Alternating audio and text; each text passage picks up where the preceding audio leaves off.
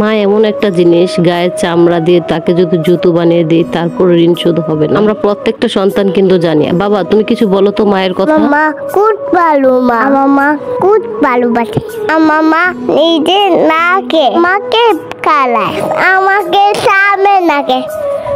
আমার বাচ্চার বয়স 3 বছর, ছোট ছেলের বয়স বললাম। তার থেকে তো বক্তৃতা শুনলাম, মার কোনো তুলনাই হয় না, তাকে খুব ভালোবাসে, নিজে না খেয়ে তাকে খাওয়ায় আর বলল আমাকে খেয়াল রাখে। সব মারাই তো এমন বলো? মরিচ পুরে একদম ডলে দেব। হ্যাঁ ঠিকই ভাবছো।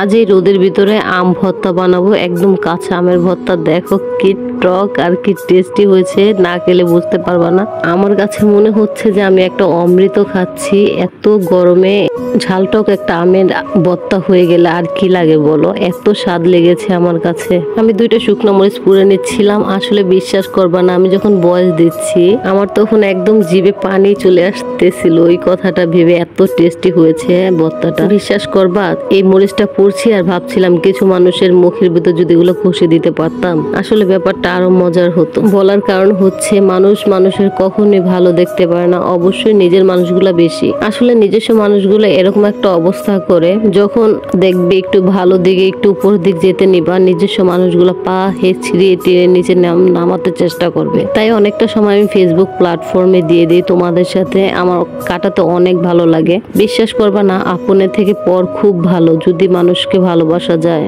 পর কখনোই তোমাদের ক্ষতি করবে না। দেখবে আপন নিজস্ব মানুষগুলো খুব ক্ষতি করার চেষ্টা করবে। তোমাদের সামনে এমন একটা অবস্থা করবে তোমরা বুঝতেই পারবে না। তাদের মুখ ভরা হাসি আর চোখ ভরা হিংসের আগুনের মতন জ্বলবে। এগুলা সব পেরিয়ে যে বড় হতে পারবে সেই একদিন বড় হতে পারে। আর যারা এগুলার দিক তাকে নিজেকে ভেঙে ফেলবে তারা একদম চুরমার হয়ে যাবে। তাই সবাই মিলে চেষ্টা করবা সবাই উপর দিক যাওয়ার জন্য, নিচের দিক চাওয়ার জন্য না, পিছনের দিক চাওয়ার জন্য না। আমাদের আগে পিছে অনেক কিছুই হয়, আমরা যদি ওই পিছনের দিক তাকিয়ে থাকি কিংবা নিজস্ব মানুষগুলা কি বলছে ওগুলার দিক তাকিয়ে থাকি, তাহলে আমাদের কোনো কাজে সফলতা আসবে না। আমাদের কোনো দিক না তাকিয়ে তাদের থেকে নিচে অবস্থায় থাকো। তাই আমি বলছি সবাই উপরের দিকেই তাকিয়ে থাকবা। আসলে একমাত্র মা ছাড়া এই দুনিয়াতে কেউই আপন হয় না। মায়ের মতন আপন কেউই হয় না। মা ধনী হোক, বড় লোক হোক কিংবা দেখতে কুৎসিত হোক, তোমার মা কখনোই চাইবে না তুমি ছোট হয়ে থাকো। মা চাইবে আমার সন্তানটা তাড়াতাড়ি বড় হয়ে যাক, আমার সন্তানটা ভালো থাকুক।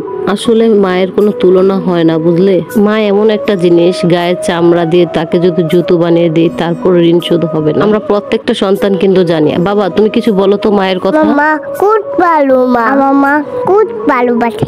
আমার মা নিজে নাকে মাকে কালায়, আমাকে সামনে নাকে। আমার বাচ্চার বয়স 3 বছর, ছোট ছেলের বয়স বললাম। তার থেকে তো বক্তৃতা শুনলাম, মার কোনো তুলনাই হয় না, তাকে খুব ভালোবাসে, নিজে না খেয়ে তাকে খাওয়ায় আর বলল আমাকে খেয়াল রাখে। সব মারাই তো এমন বলো? আচ্ছা দেখতে দেখতে তো অনেক বড় হয়ে যাচ্ছে ভিডিও। আবার নেক্সটে কোনো ভিডিও নিয়ে আসবো ইনশাল্লাহ। এই পর্যন্ত সবাই ভালো থাকবা, আমার ভিডিও দেখার জন্য অপেক্ষা করবা। আল্লাহ হাফেজ। Tata bye bye.